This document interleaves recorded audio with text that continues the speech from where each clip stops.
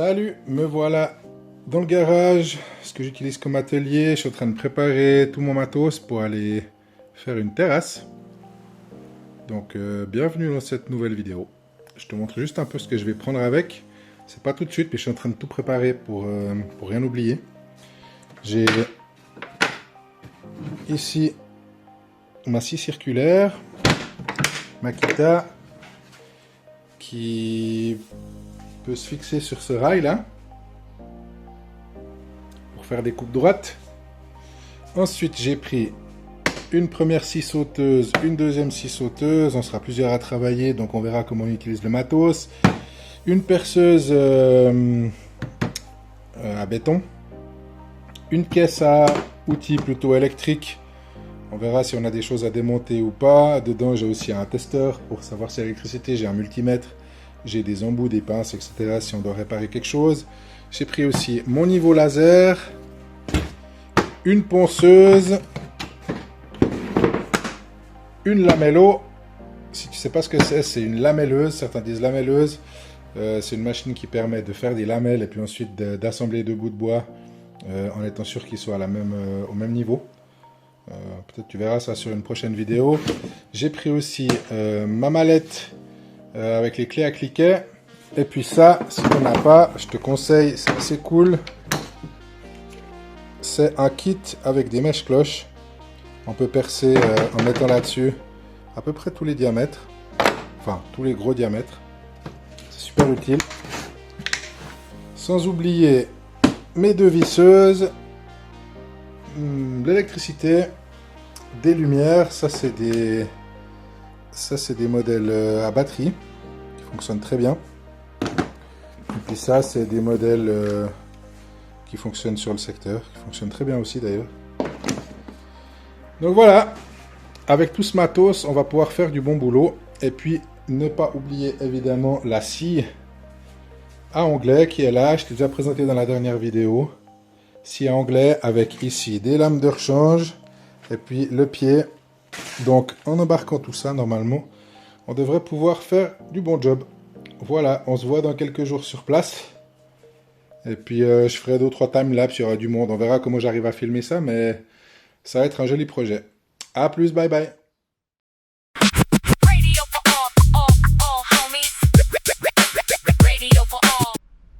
Moi j'ai un grand coffre à ma voiture, donc ça c'est génial. J'ai pas besoin d'avoir une remorque aux fesses pour me déplacer. C'est vraiment un plus. On est arrivé sur place, la terrasse elle est déjà recouverte, donc c'est une dalle en béton qui est recouverte de toile en bitume pour l'étanchéité. Et puis on a commencé par faire des traces avec la craie bleue par terre pour savoir où positionner les plots de réglage en plastique.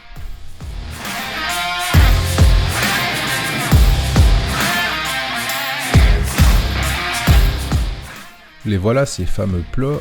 On les a commandés sur un site en ligne et je vous mettrai tous les liens des matériaux qu'on a commandés en description si ça vous intéresse. C'est des plots réglables, donc on a 45 mm de réglage entre la position basse et la position haute. Et puis on les place sur des petits carrés en géotextile pour éviter que les petits frottements de ces cales en fait, sur le sol abîment l'isolation à long terme. Je ne sais pas si c'était utile, mais en tout cas... voilà, ça nous tenait à cœur de le faire pour éviter des problèmes plus tard. Cette étape, elle est assez chronophage parce qu'on a environ 250 cales à positionner, tous les 40 cm dans un sens, tous les 50 cm dans l'autre sens, dans le sens de la longueur où on a les carrelets qui sont posés. Et puis il faut vraiment les mettre de manière précise pour éviter les ennuis à la suite de cette étape. Donc voilà, après on s'attaque à la deuxième partie, donc c'est-à-dire le fait de poser les carrelets de soubassement ou les poutres de soubassement, il y a plusieurs noms. C'est des carrelets qui sont en fait en pin traités contre l'humidité. Et puis ces carrelets ils sont posés directement sur les cales en plastique. Ils sont en fait vissés aux cales en plastique. Et puis une fois que ces carrelets sont positionnés, on pourra régler les niveaux. Vous verrez plus tard en vissant ou en dévissant les embases, ce qui permet de lever ou baisser le niveau final de la poutre en fait. Avant de continuer, je te montre juste une image du résultat final pour que tu vois bien les différentes étapes. Donc on voit tout le sol, c'est le bitume, en fait, l'étanchéité de la dalle. Ensuite, on a le carré en géotextile, la cale réglable en plastique, le carrelet de soubassement qui est vissé dessus, et puis ensuite encore une bande de bitume pour l'étanchéité.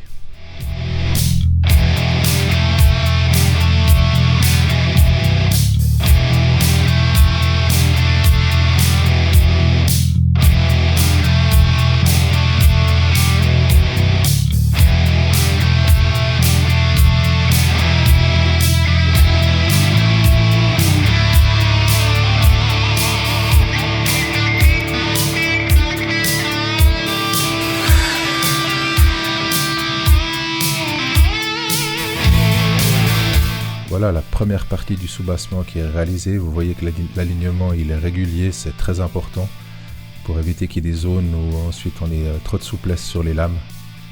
Donc là les niveaux sont encore pas réalisés, on va le faire plus tard.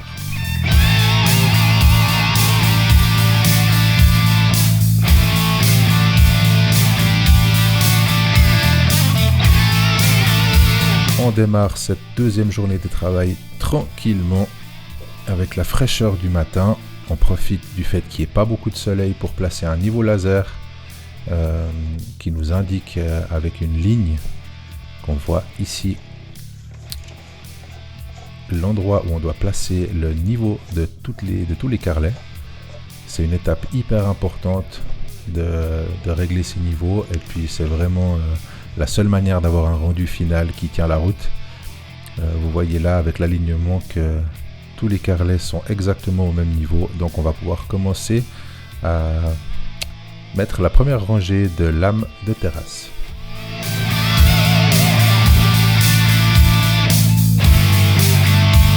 On a beaucoup de lames à couper en fait à la même longueur, donc on a fait un petit gabarit qui a une cale de butée ici à gauche et puis qui nous permet de s'appuyer contre et puis de donner simplement un coup de scie pour assurer la même longueur sur toutes les lames sans avoir besoin de les mesurer. Si vous avez ça à réaliser, je vous le conseille. On a aussi préparé 2 cales avec un espacement de 5 mm qui nous permet de poser simplement sur les lames pour les visser et puis qui nous garantit qu'on a le même espace à chaque fois, encore une fois sans avoir besoin de mesurer. Quand on fait des travaux répétitifs comme ça vaut la peine.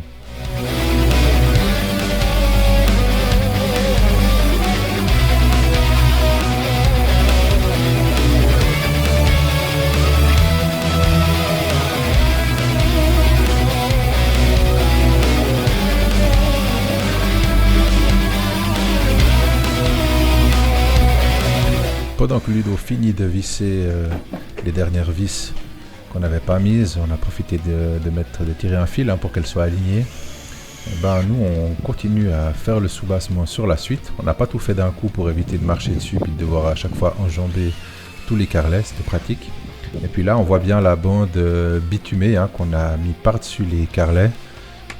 Celle-là, elle assure qu'il n'y ait pas de l'humidité qui reste en fait entre les lames de terrasse et puis les carrelets, et puis ça évite que ça pourrisse trop vite.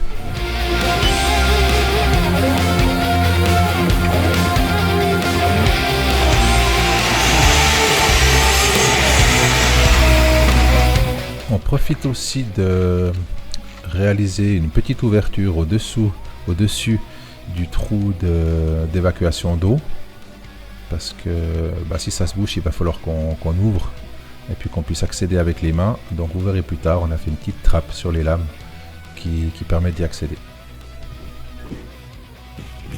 La bande de bitume, elle est autocollante. Et puis là, il fait chaud, donc le bitume, il fond assez vite. Ça veut dire que c'est très facile à la poser, c'est même difficile à la décoller en fait, si on l'a mal mise. Ça permet aussi de lier, vous voyez là, il y a une raponce entre 2 carrelets, donc ça permet de la lier et puis d'éviter que ça bouge. Donc c'est vraiment un plus là pour cette terrasse. Et puis là, vous voyez sur les côtés, on a mis une lame directement sur le bout des poutres.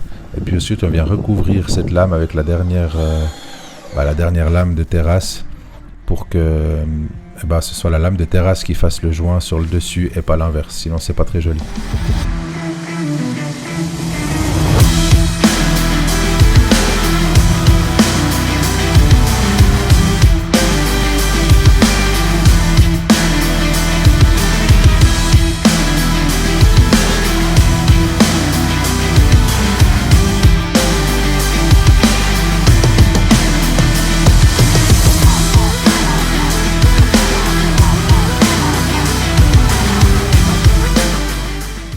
Là, le chantier avance très bien. Si jamais vous avez l'occasion de réaliser ça, essayez de prévoir quand même assez de matériel, surtout si vous êtes plusieurs à travailler. Là, on était 3, voire 4 à des moments. Il faut plusieurs visseuses. Il y a des fois certaines visseuses qui ont une mèche pour pré-percer, d'autres visseuses qui ont un embout pour visser, donc ça évite de tout le temps changer. Prévoyez aussi assez d'outils pour que chacun en ait, et puis c'est là qu'on peut vraiment avancer plus vite. Sinon, on est toujours en train de se passer les outils et puis c'est une galère.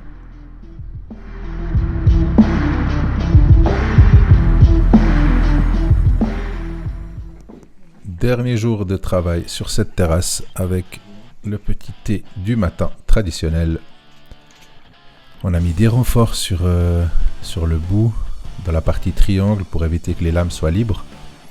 Et puis qu'elles soient soutenues quand on marche dessus pour éviter le fléchissement. On a complété aussi les bandes de bitume partout. Et puis on va pouvoir continuer à mettre les dernières lames qui sont toutes en fait sciées à 45 degrés. Donc c'est une étape qui prend un peu plus de temps. En plus, on a essayé de faire un joint contre le mur qui est régulier, donc ça demande un tout petit peu d'ajustement.